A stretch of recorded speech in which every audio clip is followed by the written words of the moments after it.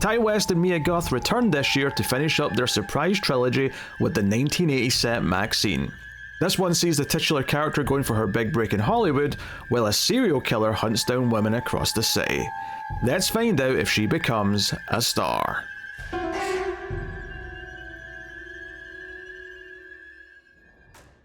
Welcome everyone to Screams After Midnight. I am Peter, and joining me as always is Tim. Wow, that was a great intro. Can you take off your top so I can see your breasts? Okay. Welcome everyone. This is a horror movie podcast. We get together, we talk about a movie. It's that simple. And we're hitting another biggie from this year. We've got Ty West MaXXXine, which is the third in the X-Peril MaXXXine trilogy. What do they call the trilogy? I think I've heard people just refer to it as like the X trilogy. Okay. But yeah, I don't know. The Mia Goth trilogy would probably be the most accurate. I mean, I think they missed the beat, because obviously this one has MaXXXine with 3 X's in the name, and the first one's called X. They really should have put 2 X's after Peril, just so that there was X, XX, and then XXXX in this one.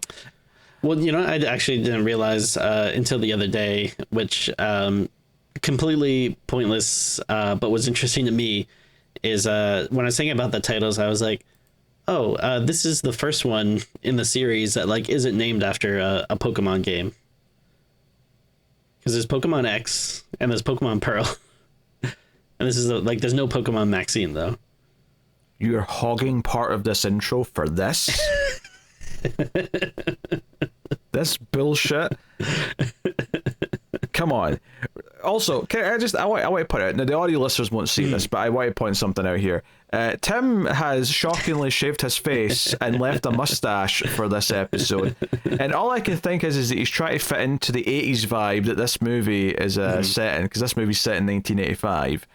Was that an intentional choice? Hey, if you got it, flaunt it. Again, for the audio listeners, they didn't get to see the horror that I just did on my screen. So yeah, don't watch the video version for this one, guy. Unless you're already here on the video version, in which case I hope nothing else as traumatic happens again. But you've already seen it, so oh well.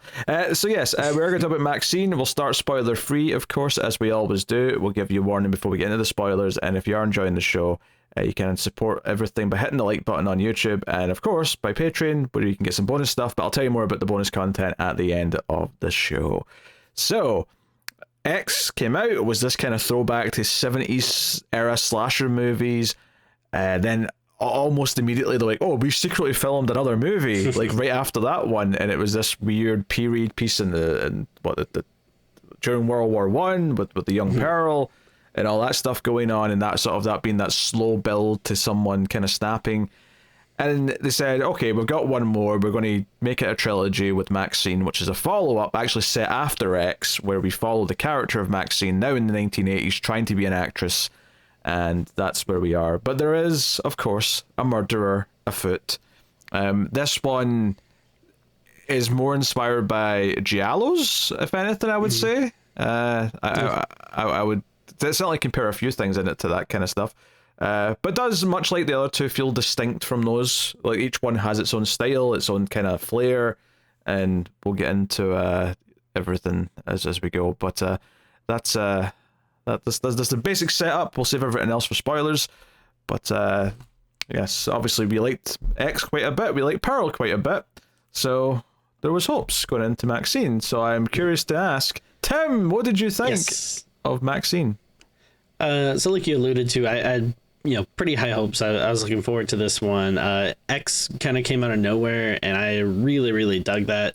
I'd say I'm a fan of Ty West, but I really, really like House of the Devil. But a lot of stuff after that, it's been like okay, but nothing that's really grabbed my attention. Then X was kind of first thing that felt like, oh, like Ty's back, baby. I really loved it. I thought it looked beautiful, and it was just like a great little horror movie. And then, like you said, Pearl was just this kind of surprise out of nowhere, and then it's a much different tone, but there's still like a lot to really like and admire about that one. So and then yeah, this one, it's like, oh, okay, like now we're picking the story back up and we're in the 80s. So there's, thinking like, oh, there's so much like stuff we can do. And I think one of the things that's like impressive about Ty West is like a lot of times, he does a really good job, at least with like X and House of the Devil, which are, my two favorite things he's done. Like he really makes it feel like you're in that time period. So, and we both like the 80s and stuff. So high hopes going into this one, which is why I'm kind of sad to say that I didn't super dig this one. I wouldn't say like I disliked it. Like that would probably be too strong of a reaction, but I wouldn't say it all really came together for me. I think it's pretty bloated. There's a lot of characters in it, with kind of their, each having their own thing going on, and it never really coalesces and coalesces, whatever you say that, into like a really satisfying conclusion for most of the stories. On the bright side, I do think there's a lot of good actors in this. Everyone is giving great performances. Mia Goth, I think, is always as these characters, Maxine and Pearl and everything, she's just really fun to watch. So I enjoyed seeing her, but I don't know, I wasn't really feeling a lot of it. It just didn't really feel like it had much of a direction as the other ones, and like you said, like, yeah, it feels like it's being a bit more Giallo inspired, but like, I don't know, it didn't really feel like it was handling that stuff that well. A lot of like the more horror-y elements to me didn't really seem like it was too emphasized or focused on it, and I don't know, it felt like there's a lot of like insidery like Hollywood things, but they felt like but it all felt like really like cliche, like lines you've heard so many times before, like, remember, if you're not famous, you're infamous. Like, okay, yeah, like that's a thing people say or whatever. So I don't know, it's definitely not the worst thing in the world, but it feels like a pretty weak step down in a trilogy of two other movies that I really enjoyed. Interesting. You're much more negative than I am, which has been a theme recently, actually. You gonna like any movies that came out this year, Tim? What's going on? None of the ones we do.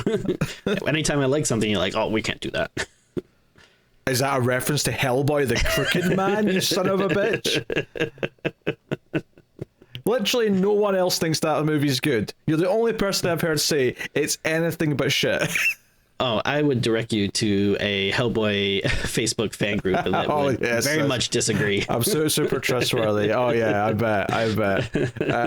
Which is that? Okay, which is not to say that I think Maxine is perfect. I think the conclusion to the movie is a little, it's a little whatever. Like I don't necessarily love just how everything like comes together quite as much at the end.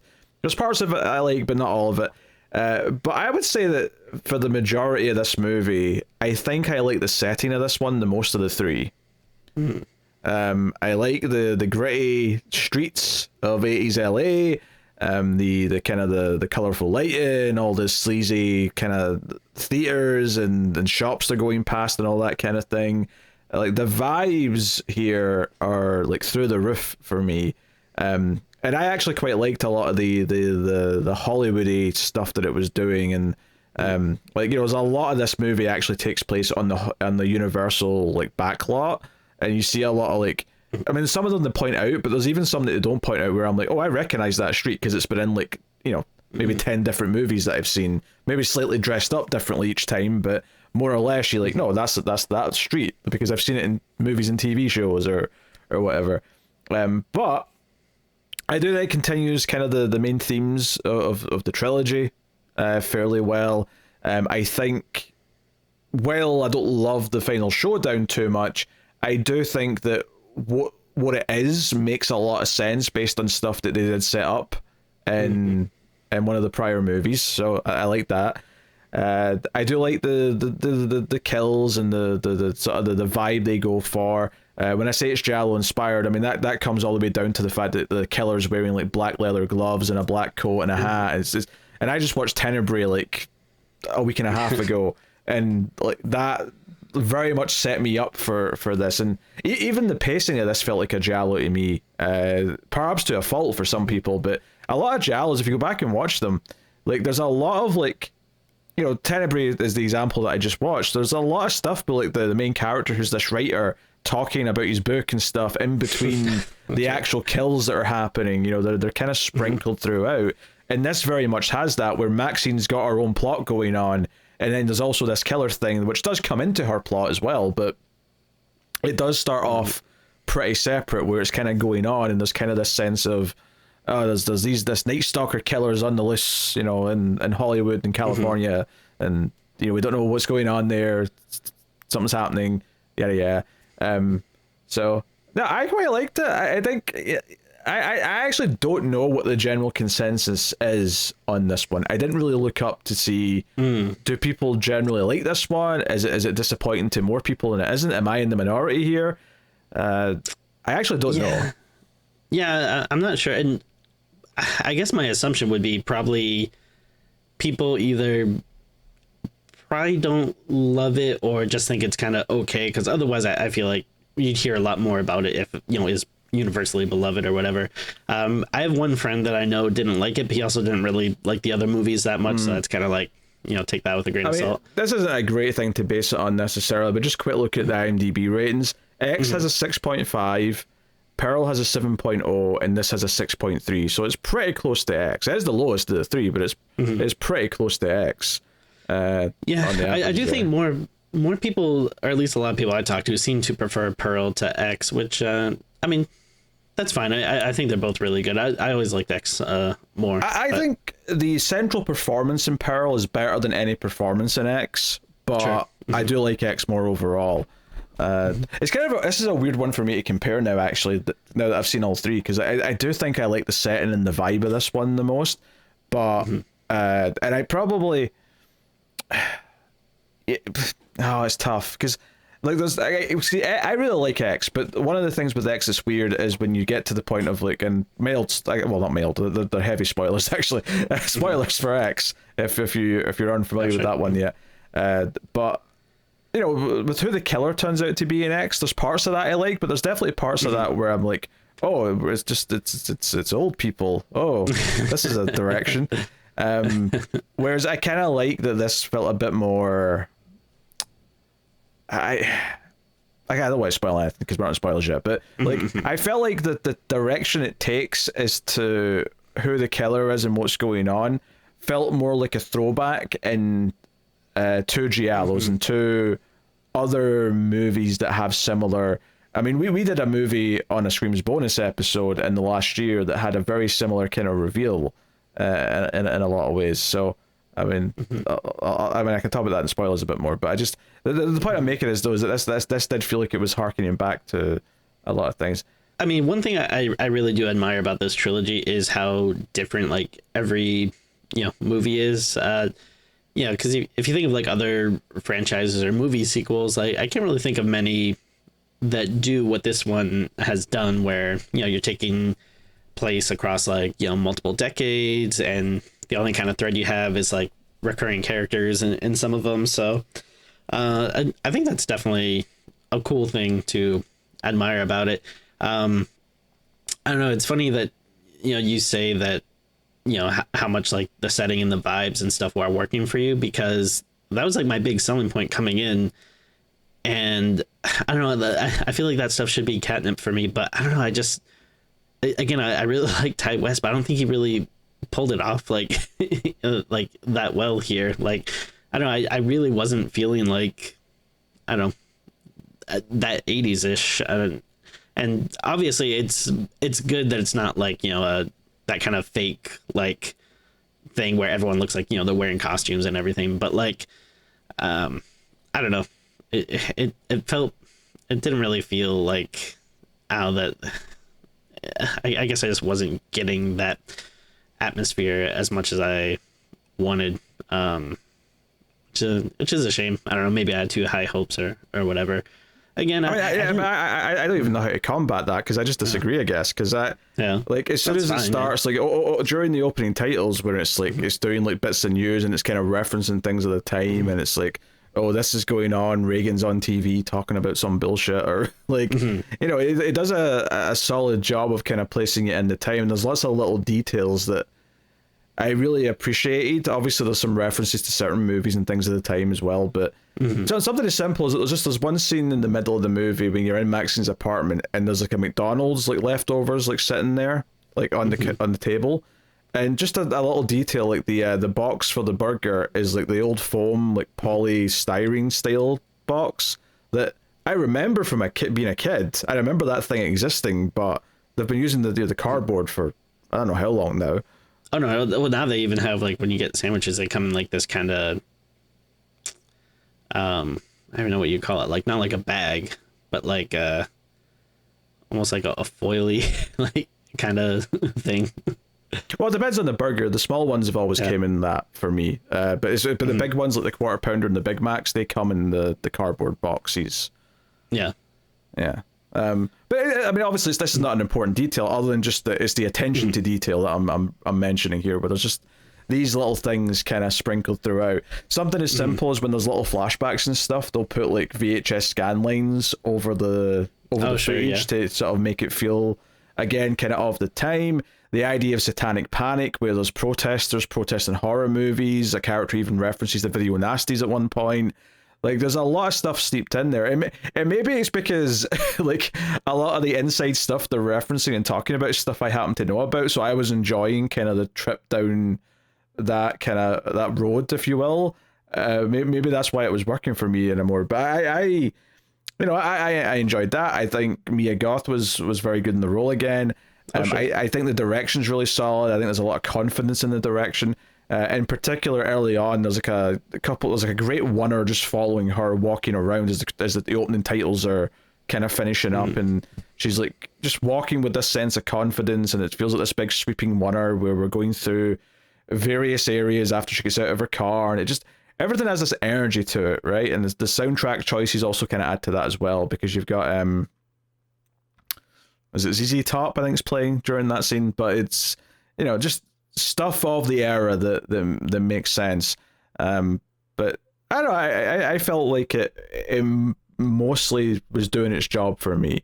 Like I say, I think the final climax is a little bit weird, and like just in terms of how it actually plays out, in terms of like being satisfying. But by and large, though, I was super into like what was going on, and I was into her balancing this idea of like maybe getting her first movie role with all this other stuff from her life getting in the way, and the dangers getting in the way, and this idea of like, there's a really good call to action about 2/3 in to sort of set up the third act that I actually really liked.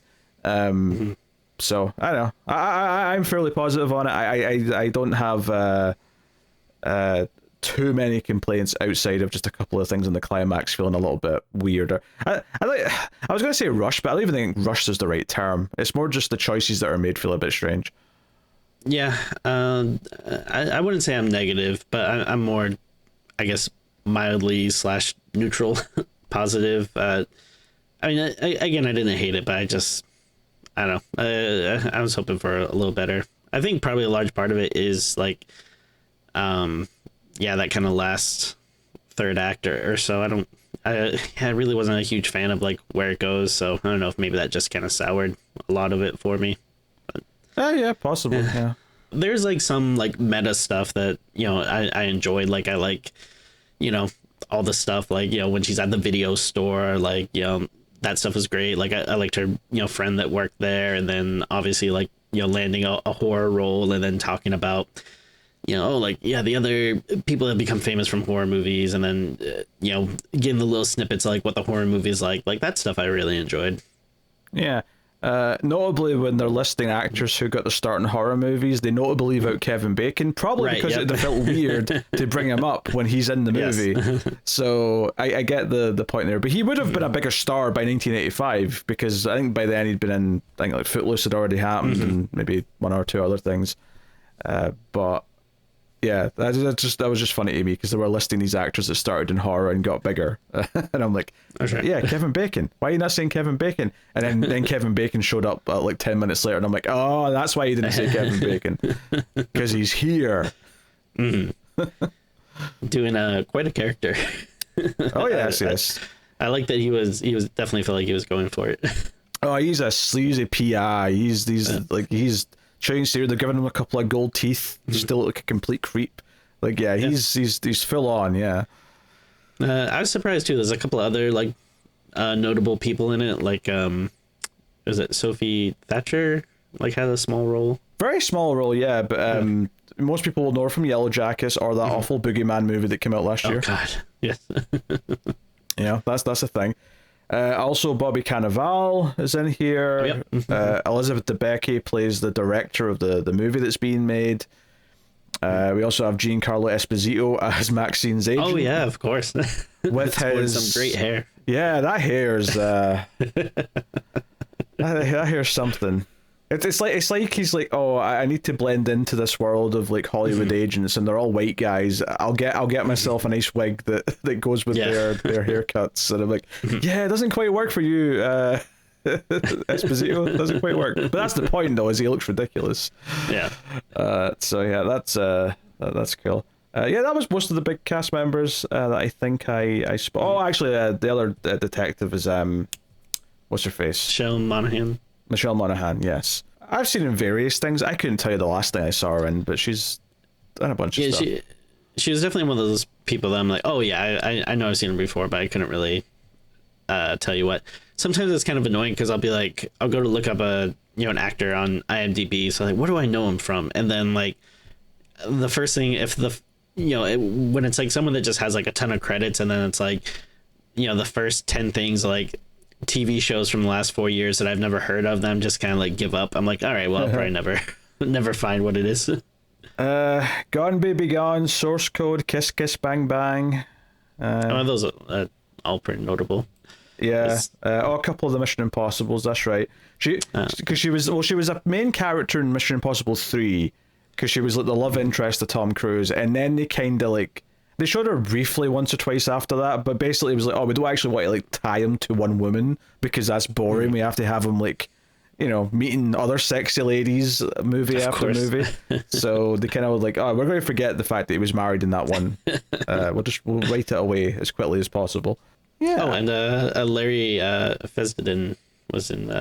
Oh, sure. That's more of a cameo, but yeah, he's there. Yeah. Well, your new horror movie's got to have your horror cameos from, of course, people in the in that realm. Just look at Terrifier 3 with Tom Savini and what's his face, Howard, some Howard, Clint Howard. Clint Howard. Yeah, that's the one. It's not Ron. It's not Ron. It's definitely not Ron. It's the other one. All right. Well, I think we can say spoilers then. We'll get into things and spoil it up. Talk about stuff. Because the movie does definitely split into kind of two for the first arguably even split into three in a weird way, because you've got kind of the killings which feel kind of separate, even though the victims are people related to Maxine, so it's like, okay, like it's kind of tied to her already. But you've got Maxine going about her attempt to be in the movie industry. The movie starts with an old home video of her and her dad, where she's basically saying she's going to, try hard and get the life she deserves, blah, yada yada. But the main opening scene is her doing her audition for the director and acting for the camera, and it's very reminiscent of Pearl, with her performing at the audition, but with the ending that Tim alluded to at the start, where they just casually say, "Hey, can you take your top off so we can see your breasts?" And she's like, "Yeah, okay." And it kind of cuts to the opening music on that, as if it's almost it's like, hey, this is a serious movie. She's made it. She's auditioning for a real film now, but they still need to see her tits to make sure that they're good for the topless scene. So yeah, that is pretty funny. All things, but you've got the her pursuing this movie and trying to juggle that with the other sex work stuff she's still doing, and then you've also got. Like I say, the killings, but then you've got this PI thing coming in, which is tied to the killings, as we find out. But there's definitely a lot of moving parts early on, but especially Maxine's other life versus her making the movie. It feels, because I was thinking there's no way you're going to get to make this movie. Everything just keeps interrupting and stopping you from making it to things on time and whatever. But then I also had the thought, the end of this movie could be her dealing with all this so that she can, the happy ending could be she gets to like do the movie and not be distracted by anything else. And that's actually one of the things that I like, that I kind of alluded to earlier, is that towards the end of Act 2, and a lot of stuff's already happened by this point, which we'll get into, but there's a moment where, you know, Elizabeth Debicki, the director of the movie, who's quite intense and is like, oh, I'm making a serious film. I know it's a sequel to a horror movie, but like, I'm going to say something with my sequel to my horror movie. The Puritan 2 is, and she's like, hey, we're going to start shooting on Monday, take the weekend, and whatever you've got going on, because you can tell she's distracted. She can tell that Maxine has got something going on that's clearly robbing her attention of what she's supposed to be focusing on. Is like, whatever you've got going on in your life, squash it. And it's this like call to action of her basically realizing, I have to, like, all this stuff coming up from my past that's invading in my life, this PI, this potential killer that might be after me, all of this stuff, she has to deal with it. And I thought it was a really good call to action into the third act, which I really liked. Yeah, I mean, I understand like the point of that scene and how it works, but I did find it so frustrating because it's like, yeah, I just want like to tell her that, like, listen, my friends are being murdered and I was at the police station. Like, sorry I'm late, but come on, like, surely these are extenuating circumstances. She doesn't want to hear that. She's a Hollywood director. Yeah. She's not good. I never even thought of that. I was thinking, no. It's just like, you've got stuff going on. Go, just deal with it by the time we start shooting on Monday. Yeah. And I think for Maxine, that is what she wants. She wants to be a star. 100%. She wants to focus on the movie, and she's been avoiding it all this time. The whole movie long, she's trying to avoid the PI. And when she does avoid him unsuccessfully, she punches him in the face with her keys repeatedly, which is a very violent cool scene. Yeah. And then he shows up and chases her through the Universal lot, and that's a whole sequence which we'll talk about. Like, all this stuff has happened by this point, and it's like, no, the point of this movie is that she's running from her past, and a big part of it, of course, is that whoever's stalking her, whoever this killer is, that may or may not be the Night Stalker, because the detectives don't think it's the same guy. The detectives think whoever's killing Maxine's friend is just using this famous serial killer that's going on as like a cover. But no, by the end of the movie, no, it is. That this guy is both like attacking Maxine and is the Night Stalker. It's the same dude. So at this point in the movie, like, she's been avoiding dealing with this the whole time, and a big part of it is that her past is coming to get her, because whoever this is has got the porn movie that she was making in X. Like, he has the footage, so it's like, hey, I know what happened there, and you killed that old couple. Now, obviously, we, the audience, know that it was self-defense because the old couple were a pair of murderous bastards, but it ain't going to look like that necessarily in court or to whoever. So this is something from her past she has to deal with. And then that fits in thematically with who the killer ends up being, which is her father, because, again, X set up that she was the daughter of this crazy preacher that ran away, and she's been running away from that her whole life. So thematically, the idea that she has to go back and deal with her past that's chasing her, the fact that it turns out to be her father makes complete sense thematically, and it was also set up that she was running from her preacher father in the first movie. So I thought all of that worked really well. Obviously, the way the actual confrontation plays out, that's maybe where it gets a little bit, less satisfying. But I do think the actual build up to it and who it turns out to be does make complete sense. I would say it makes sense. I wouldn't say I really enjoyed that reveal. I guess. Did you forget that in X they teased that her dad was this crazy creature? Okay. Yeah. No. I mean, it's not like I thought like it came out of nowhere or anything. It just I don't know. For me, it just kind of felt like, I don't know. Maybe I just wasn't enjoying that kind of like side of it. I don't know. Maybe I just wanted to like move on a bit more and not be like. I mean, obviously that would have been a big incident in her life or whatever. But yeah, but that's the point of the movie, is that she's refusing to deal with it, and she has to deal with it so she can move on. So to me, that's the entire point. That's the whole character arc. Yeah. I don't know. It didn't do anything for me. But all right. But, like, I think I would have just preferred if it was just more like, I don't know, exploring these like sleazy streets and stuff, and like I just kept like thinking about it too much. Like, all right, so how long has like the dad been out here, and like he set up like this whole like big mansion, and then I wasn't sure if like, all right, so the other women he was killing, like, you know, like her friends and stuff, like, was it because he was trying to send her a message or something, or was it just like, well, he's just killing like anyone that, you know, is in this line of work or whatever, and it's, you know what I mean, like, I don't understand if it was like more random or if he was trying to reach out in some way. I think you're making it more complicated for yourself than you need to be, because like, obviously he's already, like, the Night Stalker killer is like on the news. He's famous for killing lots of people. Not all of those people he's killed have been related to Maxine in some way, right? But he's finally found her, right? He's hired this PI who's finally found his daughter. So now he starts targeting the people around her. He targets the two women that she works with. He targets her friend at the video store. Ultimately, even the actress from the first movie that she's in the sequel of, like, he targets her, which makes sense because it ties into the people protesting the movie for being, like, you know, ungodly because horror movies are a sin and all that stuff, which ties into it, because that's all foreshadowing of who the killer and like his cult turns out to be. They're crazy Christians who want to deal with all this.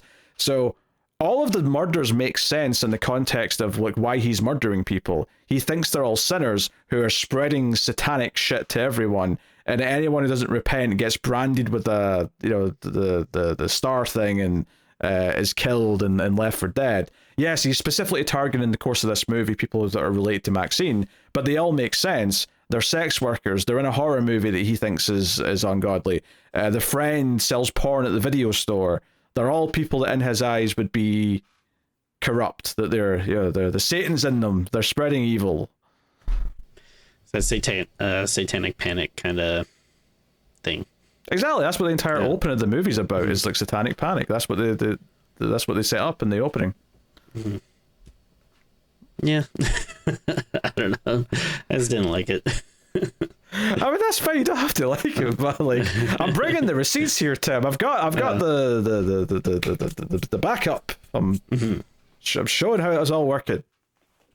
So all of this stuff made sense to me. It all worked, and to me, it felt satisfying because all of these things linked up very well. The only thing I really wasn't super into was that when she actually confronts him, and we get like this whole standoff where the two detectives show up, and it turns into more of a gunfight between like the cult members and the detectives. This is where I was kind of like, you know, okay, all right. I guess this is one way to have it all wrap up. I guess I'd have been okay with just Maxine and her dad one-on-one kind of thing. That said, when she does finally blow his head off with a shotgun, the head explosion is quite beautiful. I did enjoy that. That was awesome. Yeah. There's two. I think there's two notable deaths in this movie in terms of being memorable. The other one's her friend who works at the video store, which I liked because I don't think I've ever seen someone get the back of their neck slit. Yeah. Like, obviously, it wouldn't be as deadly, but it gets his attention, and then he obviously slits him and stabs him in various other ways to kill him. But yeah, I guess technically it wasn't a death, but probably the most memorable was the guy that gets his nuts stomped. Well, yeah, that's not the killer. That's just Maxine. Yeah. Well, yeah.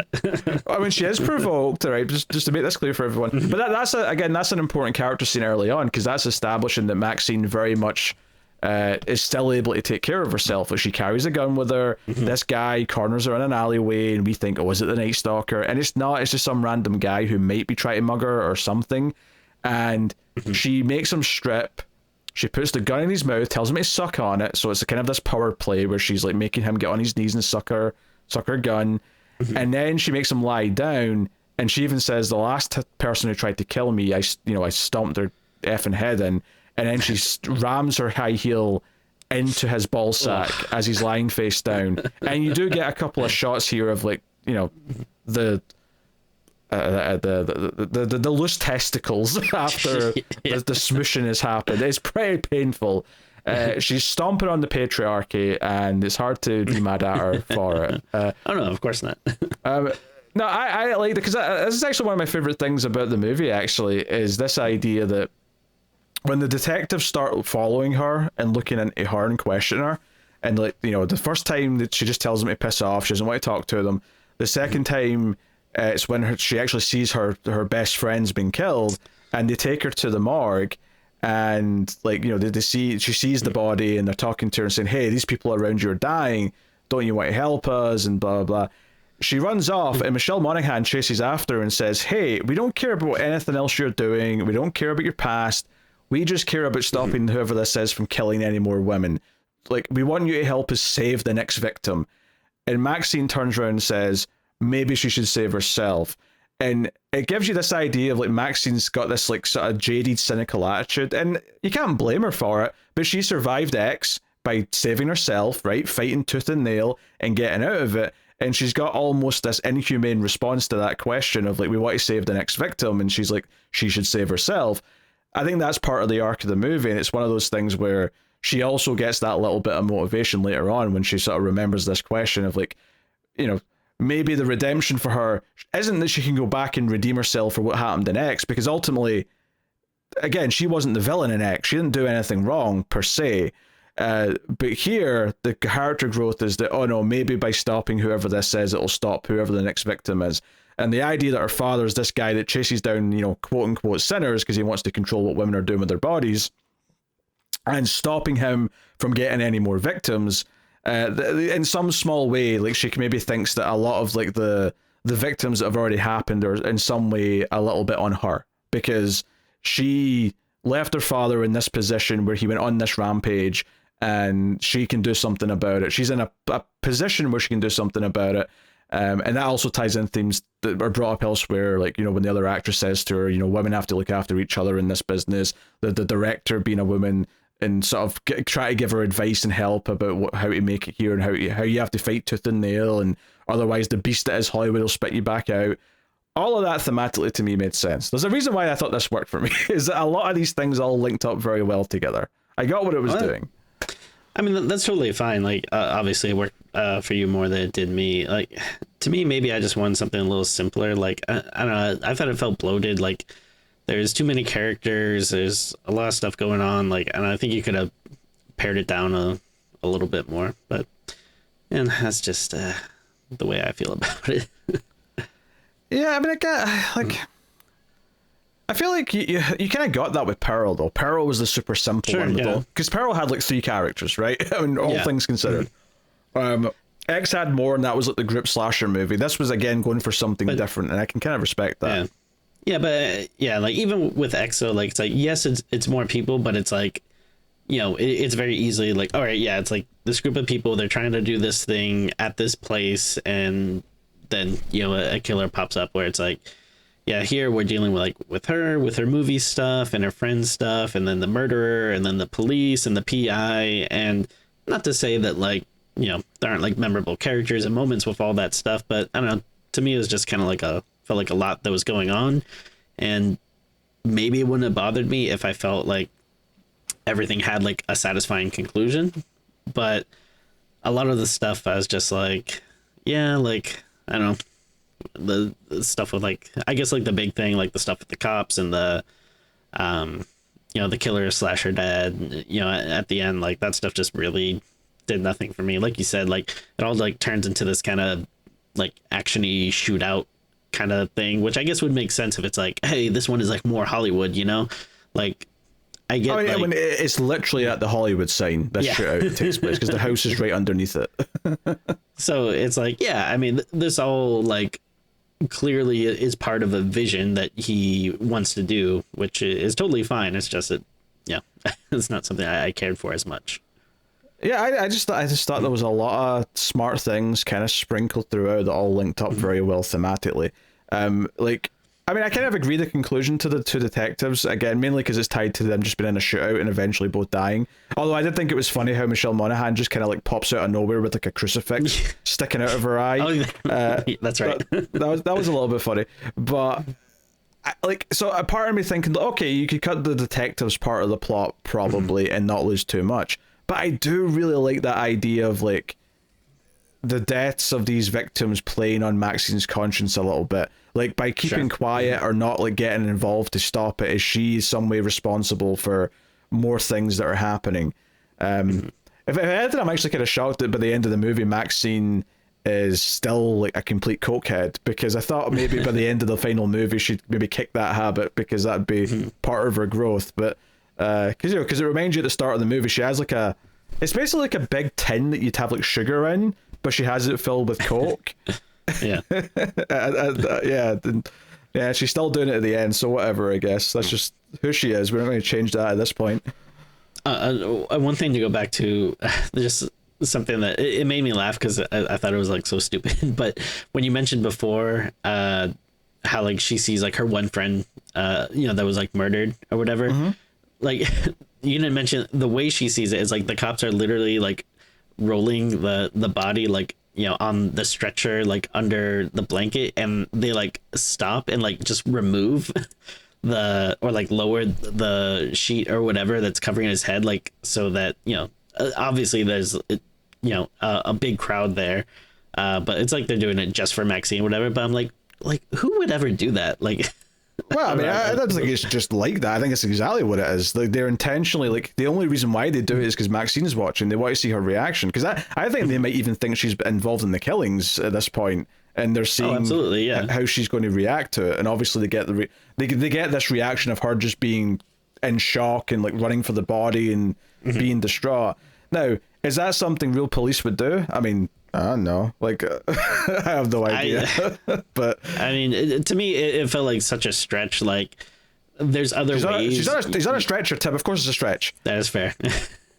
Sorry. Like, I just felt like, yeah, there is definitely like protocol that like I feel like people be like, why did you do that? That was like kind of messed up. Like, but yeah, it's a little thing, but I was just like, what is going on? Yeah, that does feel really nitpicky to me, though. To be honest, that's a really nitpicky thing. Well, I'm not saying that it ruined the whole movie for me, but I just wanted to call it out because I thought it was stupid.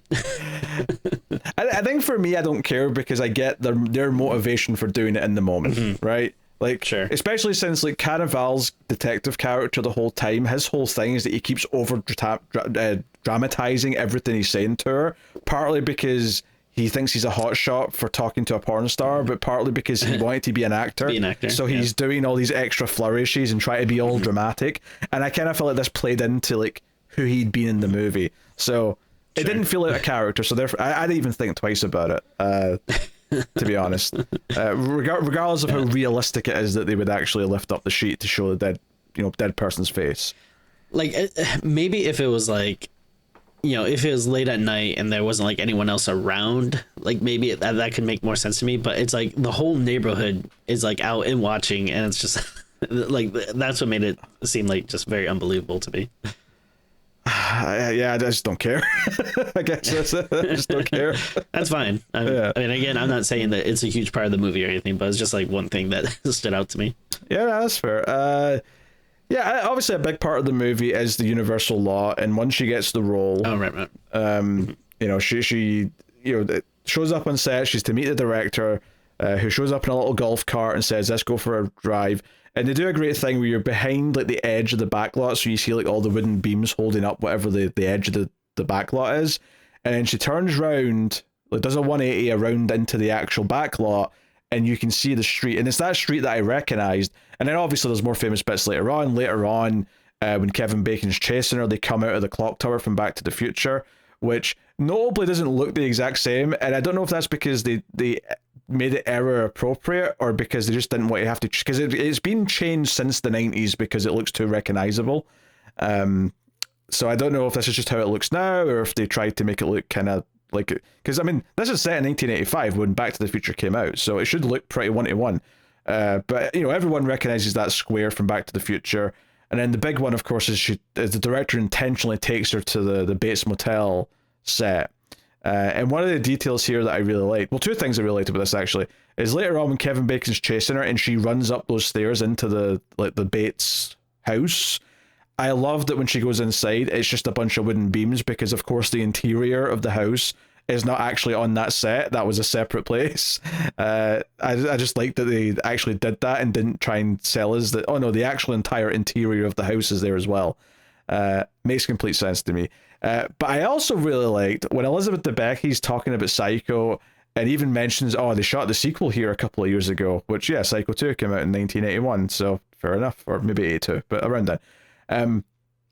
She mentions that Americans were too prudish to see the idea coming that someone was dressing up as an old lady who is the killer. And just as she's saying that, like, Maxine's looking up at the Psycho house and sees, like, old Pearl in the window. And I thought, yeah, in X, it was literally an old lady. It wasn't even just someone dressed up as an old lady. It was literally the old lady. And it's kind of like poking fun at the comparisons between the two movies. Like, I liked how they were playing with that a little bit. Yeah, I wasn't mad at any of that stuff. That's, it's a fun little bit of meta-ness to it. Yeah. Did you like the general kind of, like, oh, well, we'll establish that there's this movie called The Puritan, and we see, like, the tail end of it because, like, Maxine and her friend, like, fall asleep watching it, so we see a little bit of it. Yeah, I guess if you were to break the movie down, I would say what I enjoyed would probably be more of the, like the movie making stuff, the meta horror stuff, and talking about like the Puritan and that kind of thing. And then more stuff that I didn't like was probably the, I guess, more horror-y stuff, like the killings and the detective stuff and the final act and everything. So yeah, like I was much more interested in I guess her actual like movie career. And then I do kind of like when they talk about like fake horror movies in horror movies. So whenever you're getting like little bits and pieces about what the Puritan was, I was like, this actually sounds kind of cool. Like I would be like down to see this franchise. Yeah. And yeah.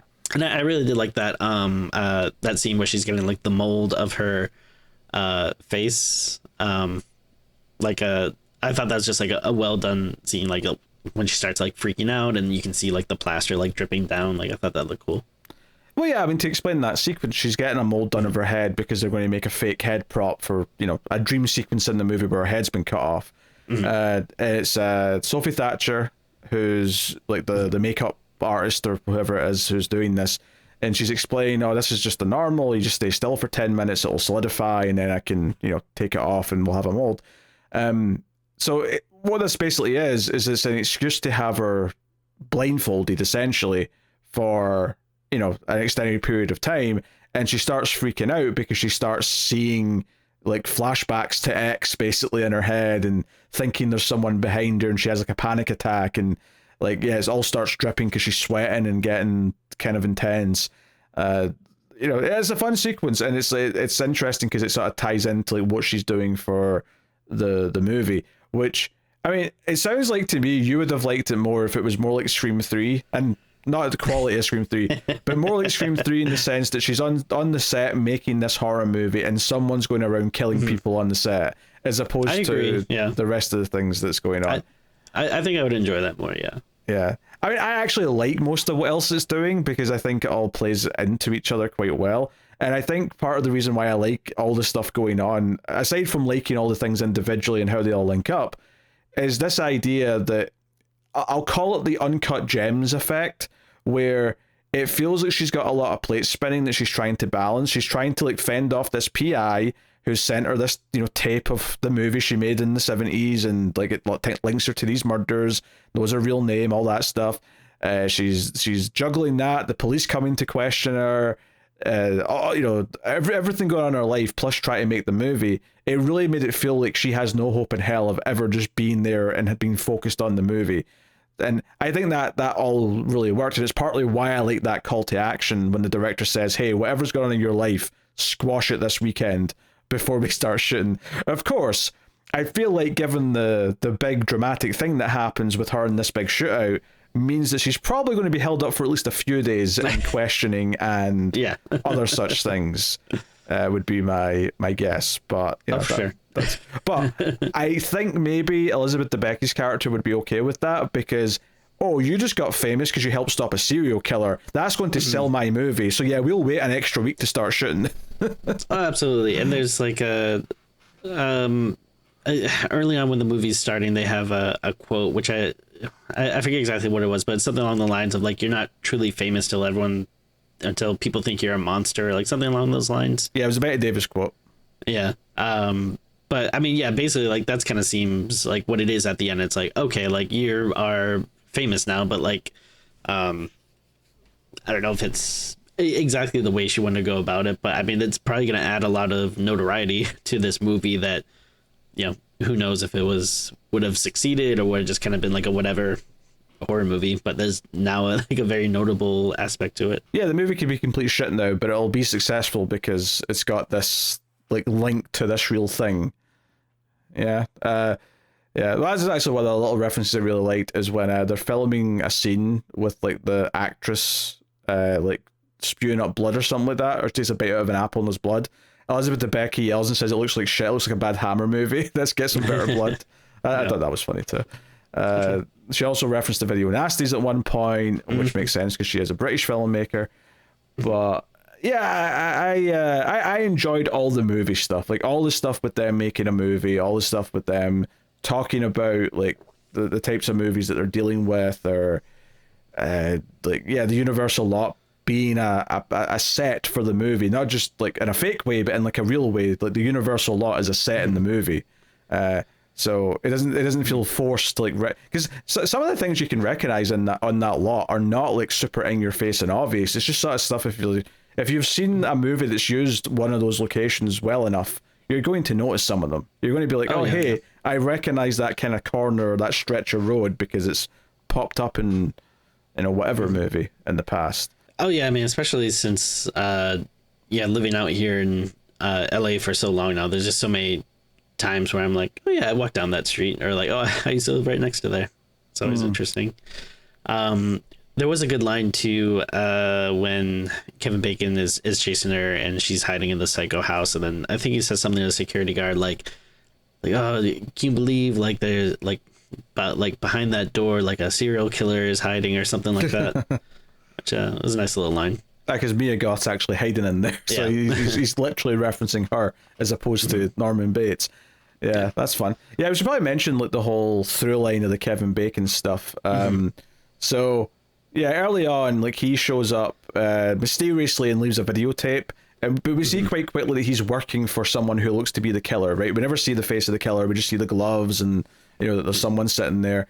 But he's working as a PI for the killer.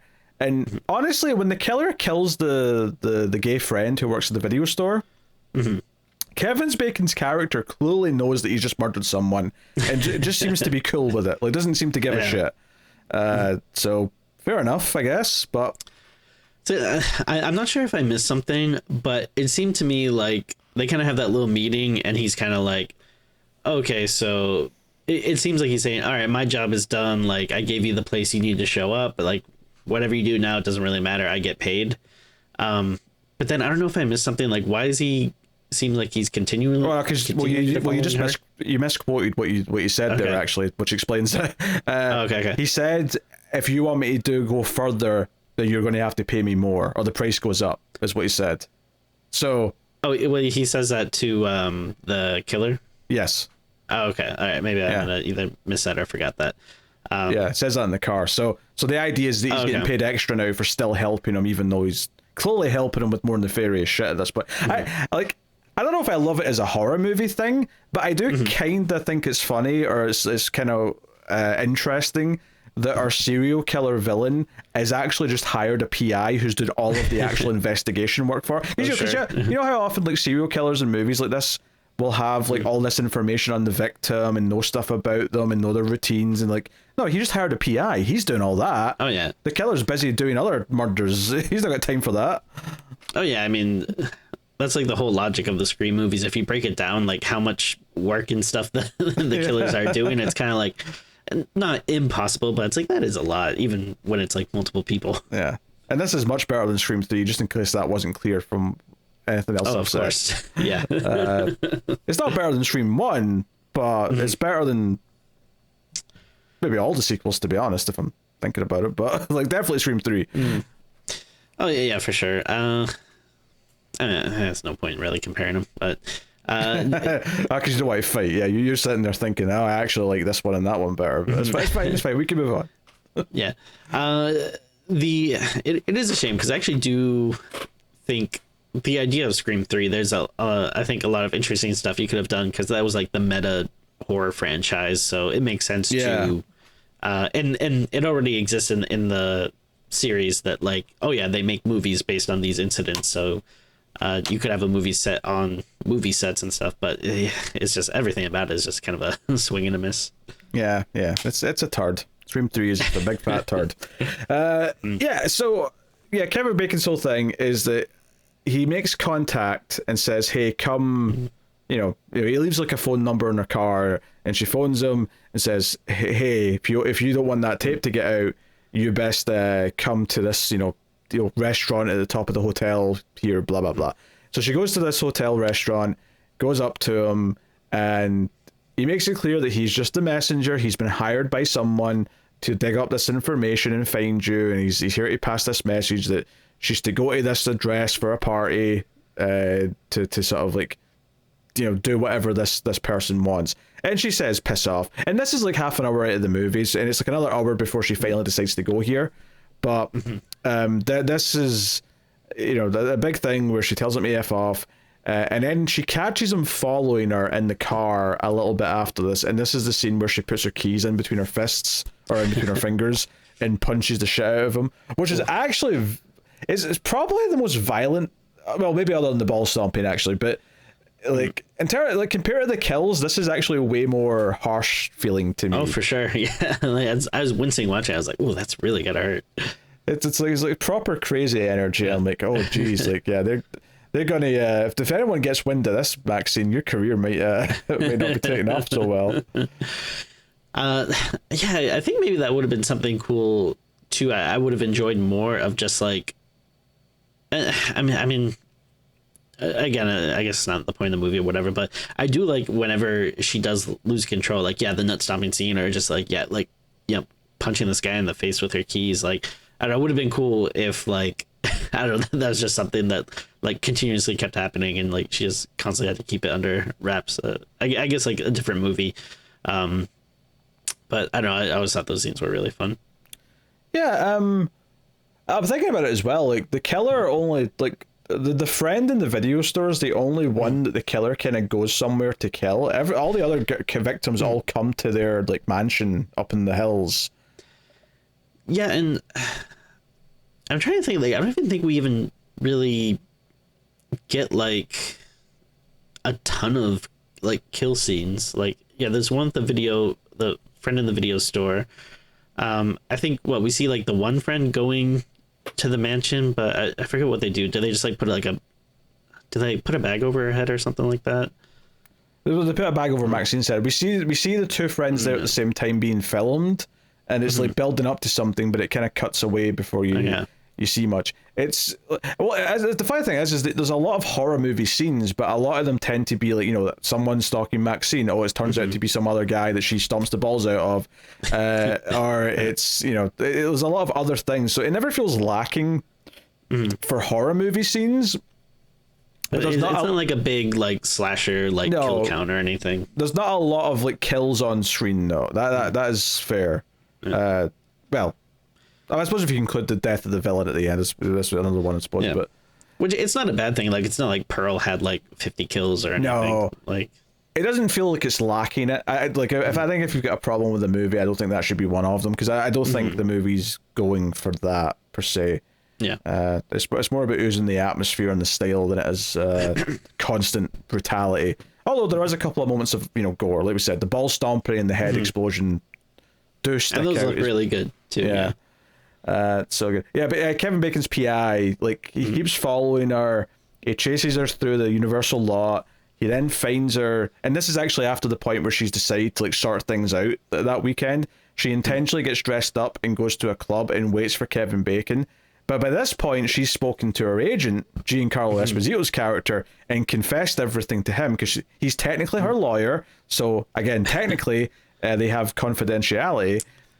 So I thought that was funny too. She's like, "You're my lawyer, right? So we have confidentiality." He's like, "Well, I'm your entertainment lawyer." But technically that still holds, yes.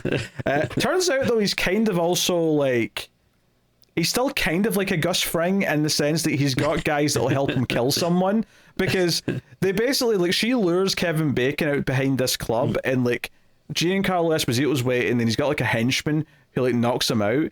And then they killed Kevin Bacon by like putting him in his car into the car crusher at the junkyard, or wherever it would be. And I actually really like this kill, and like I didn't think it was going to be that good, but there's one detail that makes it really satisfying. Is so the crusher comes down, right? He's screaming, and it crushes the car and compacts it. But the detail that really makes it work is that once it's fully crushed into like maybe like a 2 foot tall block, is that tons of blood starts pouring out from the door, and I thought that made that very satisfying. Maybe that makes me sound like a sick bastard, but that made it feel like a satisfying kill to me. Yeah, I mean, without it, it would have been just kind of nothing, but it adds a lot. It's a lot of blood. It's pouring out.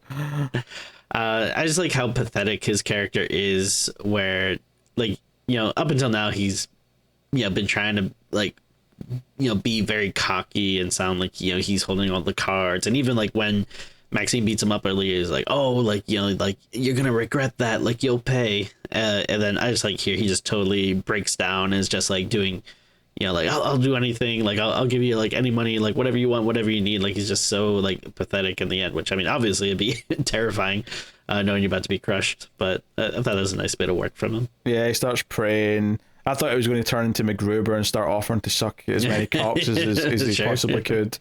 Hey, if it works.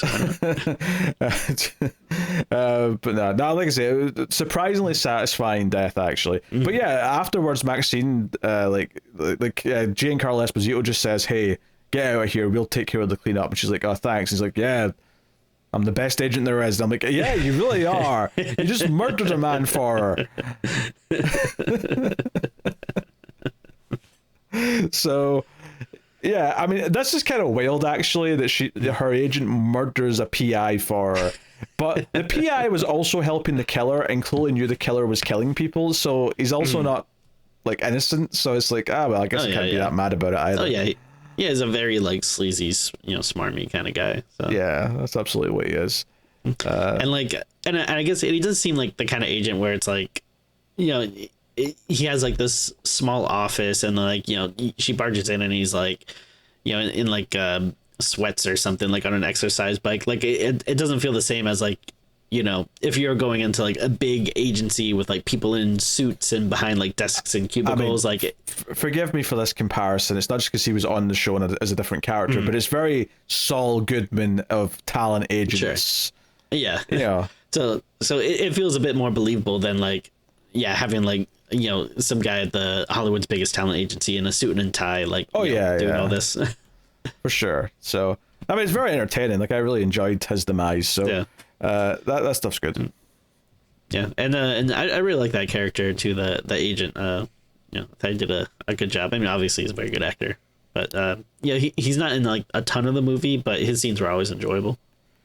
Yeah, I don't think there was any bad performances. I enjoyed everyone pretty much. Oh no, yeah, everyone like did like even though like again like I don't really like the detective subplot, but like that guy Bobby Cannavale, whatever, like he like really fit the character really well. Yeah, who I mainly know from Mr. Robot. So this movie's just throwing actors from TV shows I like at me. It's delightful. So a big thing at the end though is like the two detectives die and Maxine corners her father, who's heavily injured at this point, because her father gets set on fire at one point, which is also a fun bit. Actually. Oh yeah, that's right. He gets set on fire, but he jumps in the pool to sort of like put it out. But he's about to, I guess we didn't mention it, but like his big plot is and again, like I know you're not supposed to think about it too much, but I do have questions about how his plan's gonna work out, because he his whole thing is like, all right, now he wants to make a movie, and it's like he's luring his daughter back because she wants to be a star, so all right, now she's gonna be the star in my movie, and then the big climax is gonna be him giving her an exorcism to take the devil out of her or whatever. But and if she doesn't repent and say she wants God's forgiveness, he's going to brand her and kill her. So it sounds to me like they've been collecting a lot of good video evidence for the police to know exactly what they've been doing. Oh no, yeah, that was exactly my point. I was like, okay, so do you mean like that you literally want like to show this movie to people, because this is just like evidence of crimes, like. I think that shows how delusional and crazy they are as a cult, though, because they think they're in the right. They think they're doing the good thing here, and that they'll get away with it because of that. But I mean, clearly, true. It's worth mentioning her father is like clearly psychotic. The way he is raving and yelling about things, like he's not just an enthusiastic preacher who, you know, does the whole gospel thing on TV. He is like absolutely like, I don't know, just what's the word I'm looking for? Like devout. He's bonkers. He's bonkers. Yeah. But anyway, bonkers for Christ. After everything plays out, she gets him cornered and she picks up this shotgun and aims it at him. And a police helicopter comes overhead and says, "Hey, this is the LAPD. Drop the gun." Blah blah blah. And she has like a flash of what will happen. Like if this all goes to like well, and she sees herself like, you know, at the premiere of the movie and being like, you know, thanked for being a hero and stopping a serial killer, and our movie's a big success. Like, oh, you're in the most important movie of in the country right now. And I'm like, really? The Puritan 2 is the most important movie in the country right now? I find that hard to believe.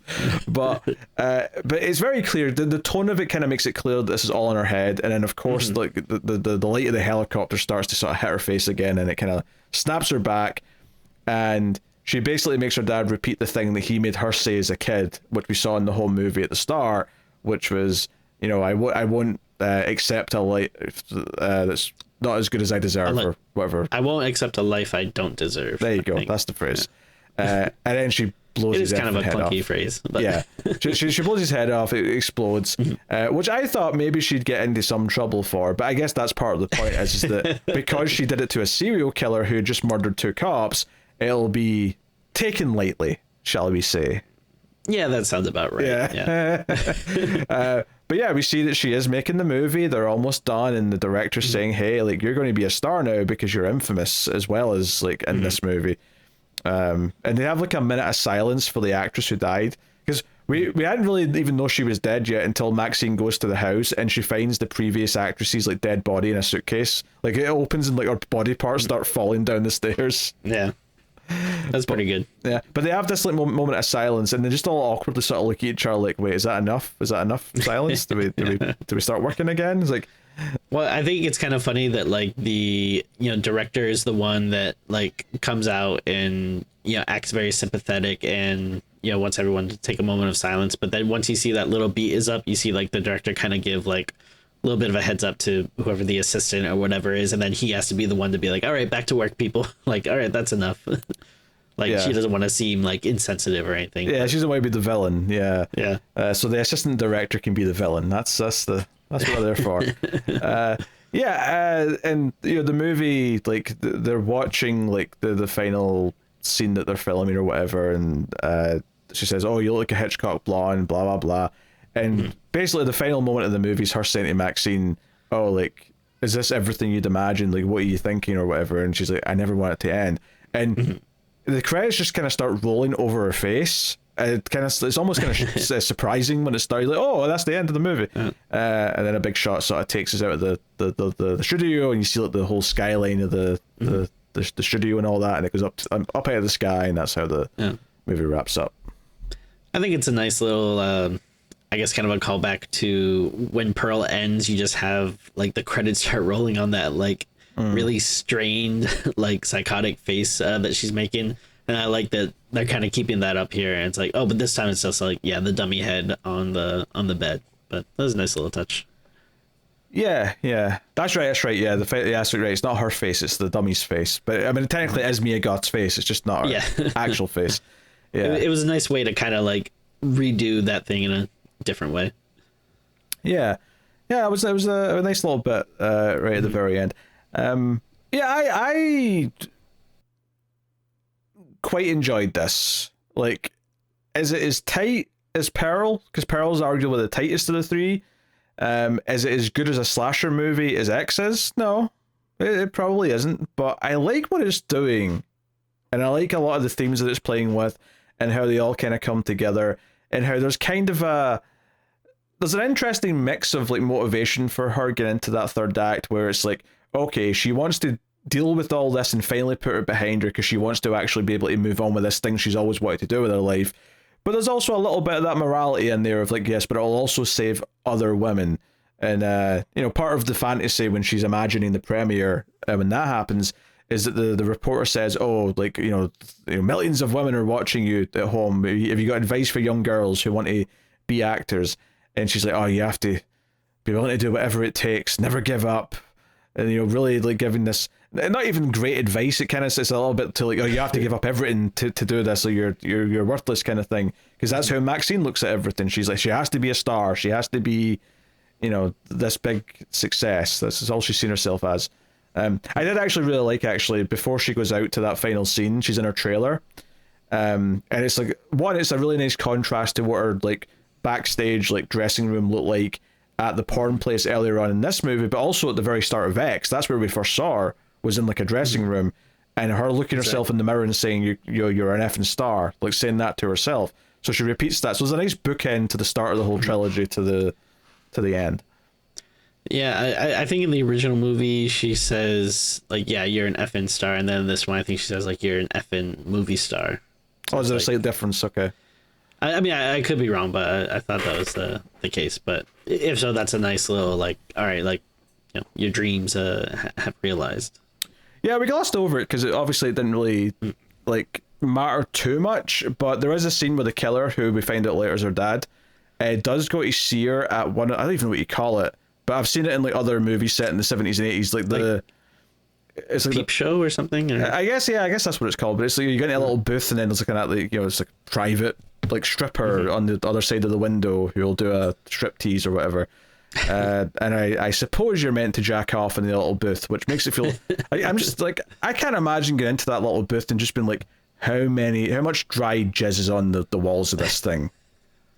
Yeah, like that's like, oh man, the internet is the best invention ever. Like, everyone getting to just do that at home where they can clean it up properly is just such a step forward for humanity. Well, that was always like the weirdest thing whenever they'd have like news stories about like, oh, this celebrity was caught in a porno theater like jacking off, and it's like, well, yeah, isn't that what you're supposed to do at like a porno theater? I would think so. You would think it would be acceptable to jack off in a porn. Otherwise, what are you doing? Just sitting there watching the porn like a civilized person? And you may just like think about it later. Like, what? Yeah. What's the point of watching porn if you're not doing that? I don't know. I just it's like very strange. Of course, that's assuming it's a porn theater. I mean, Tim might be misremembering this, and it was like, no, celebrity found jacking off at Pixar movie showing or something. Like, that's a problem, obviously. Well, they did have that. I don't know if you remember that news story, but like there's that one weird review some guy had, like some actual critic about The Incredibles 2, and just talking about how like the mom was too hot in the movie or something. It's like, all right, like calm down, man. Okay, sure. Maybe some therapy for you on the cars. Yeah. So I enjoyed Maxine. It's not perfect by any means. Like I could have done with maybe a more satisfying one-on-one kind of conclusion as opposed to the big shootout with her being tied up and all this stuff going on around her. But ultimately, it doesn't hurt the themes of the movie for me too much, and it doesn't hurt how compelling she is to watch and how much she is willing to like get this by any means necessary. And maybe even part of the realization for her, like 2/3 of the movie is, oh yeah, everyone I cared about, like in this, all the friends she's made in this part of her life that we've been introduced to have all been killed. And is her success worth all their deaths? Well, they're already dead, so I guess we may as well make them count for something. But I liked the movie. Yeah, I'm just more lukewarm. Like I definitely didn't hate it. Like I just wasn't over the moon for it. Like I think it's okay. Like, but yeah, it's a shame that I'm not like, oh yeah, no, it's good or even great. Like I feel the other movies were. Yeah, well, I mean, you'll definitely rewatch it though, because when you rewatch X and Pearl, you're not going to not watch this one to round it off. Oh, no, yeah. So what I'm saying is, you might find like a new appreciation when you go in knowing what to expect next time, kind of thing. That's totally fair. Yeah. And maybe you'll, take in like maybe some of the things you were, rather than sitting being kind of focused on the things that aren't working or aren't being what you expect, you might. Okay, on its own terms, it's doing this and that makes sense with this, and maybe you'll maybe the Matrix code will align in your vision better. No, I mean, I 100% agree. And I mean, I don't know. I mean, I'm probably gonna make you mad, and maybe like anyone else that is listening to this, but I don't know. Like in some ways, like reviews can be kind of bullshit because like I don't know, so much stuff is like tied to like I don't know different factors. Like sometimes like you're kind of hungry or tired, and that just makes you say like this movie sucks, and then I don't know, you watch it again after a nice nap and a full belly, and you're like, it's not that bad. I mean. I thought you were going to say that reviews suck because it's just one person's opinion, which is why it's good that we have a conversation and there's sometimes there's conflicting opinions or whatever. But no, you went with my tummy's hungry, so I'm mad at the movie now. Even though you're watching it at home, and you could literally pause it and go make a snack at any time you want.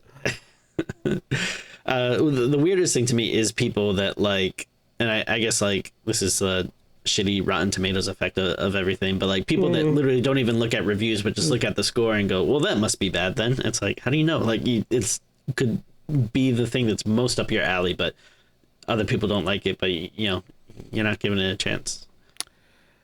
I mean, I agree in principle, but there are a lot of things that have got bad scores that are just bad. But obviously, yes, once in a while there'll be that thing that's perfect for you that most people just hate, and it's hard to parse that out sometimes. But yeah, I mean, I just think that it's at least try to give a little bit of a review to see where the person's coming from before just automatically siding with something.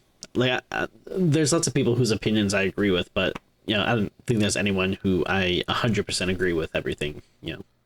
All right, what is your scene of the movie?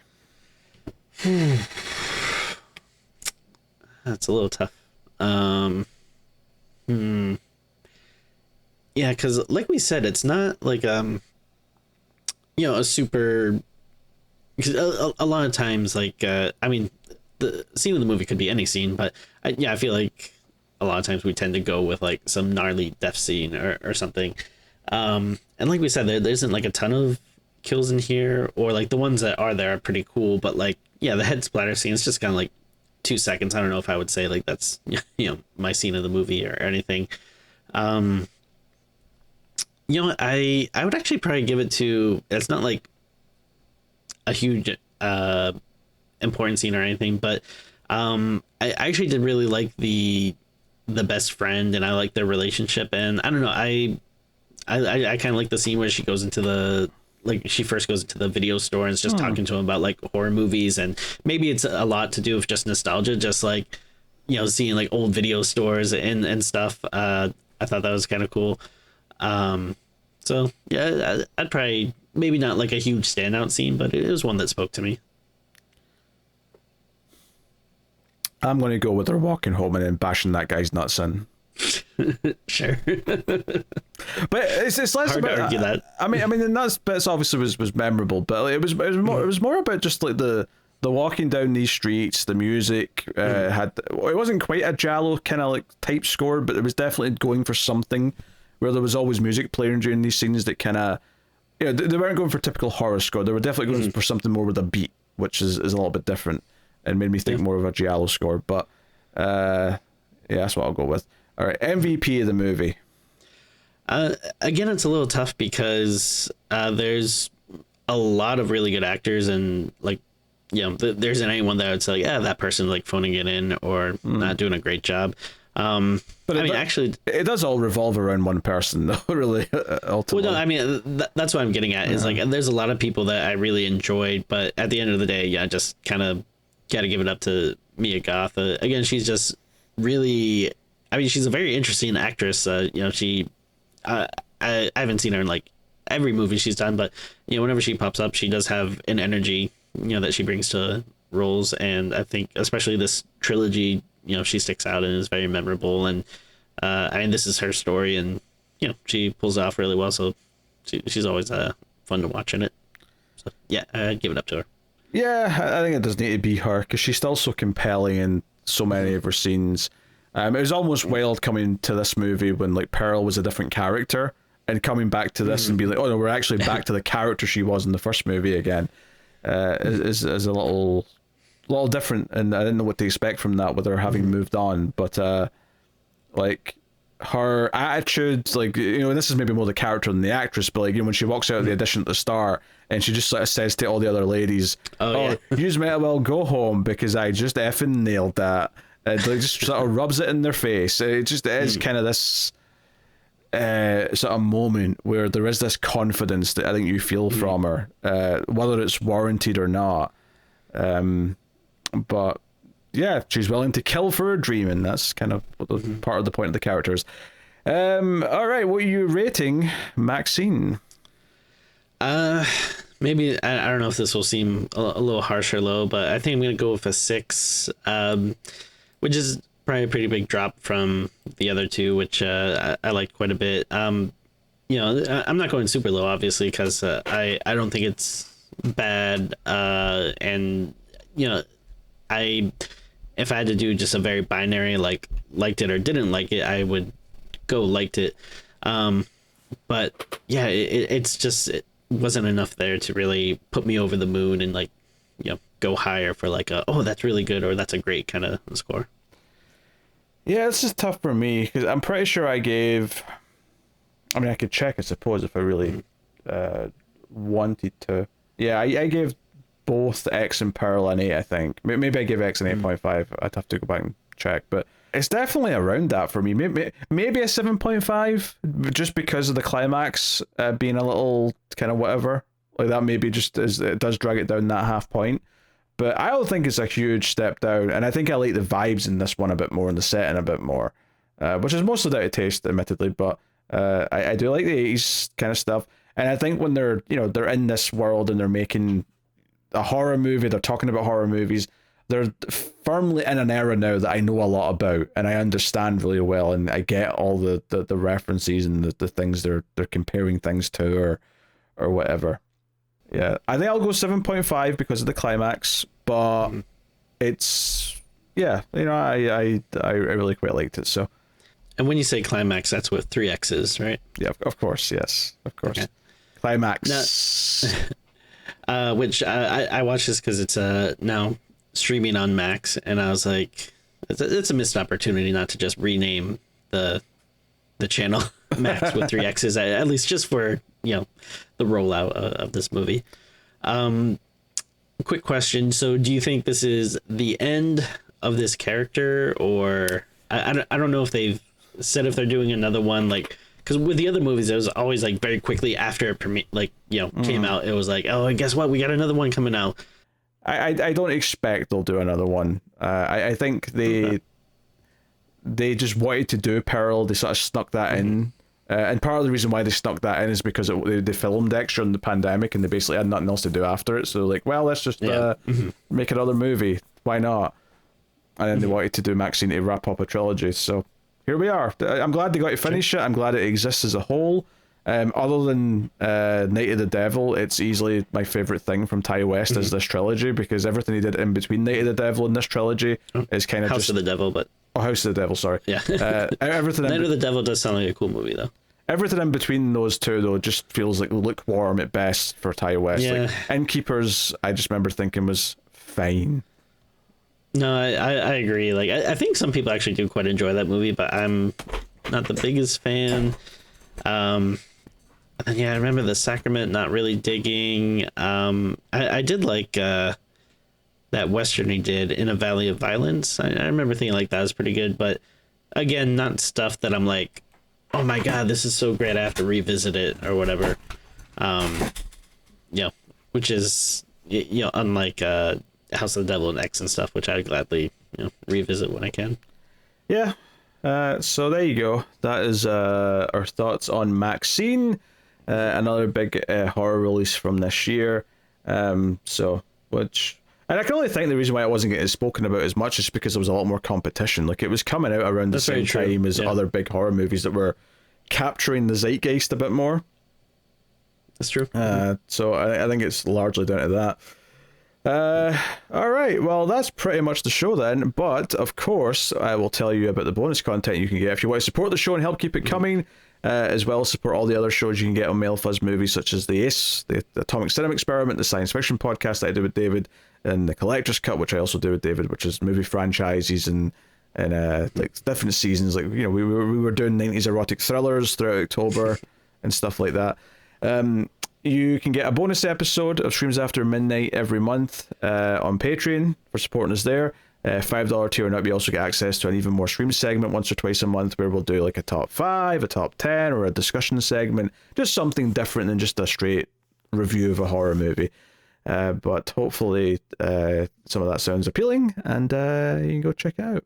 But obviously we're in the wind down now after Octoberthon, but fun still to be had. Couple of big things to still squeeze in. A lot of 2024 movies will get done in January and February, and of course December is going to have some Christmas movies. Although we're scraping the bottom of the barrel at this point with the Christmas movies, so we'll see what we end up with. But we'll do our best. But that is the show, everyone. Thank you very much for joining us. We do appreciate it. Keep watching scary movies, and we will see you next time.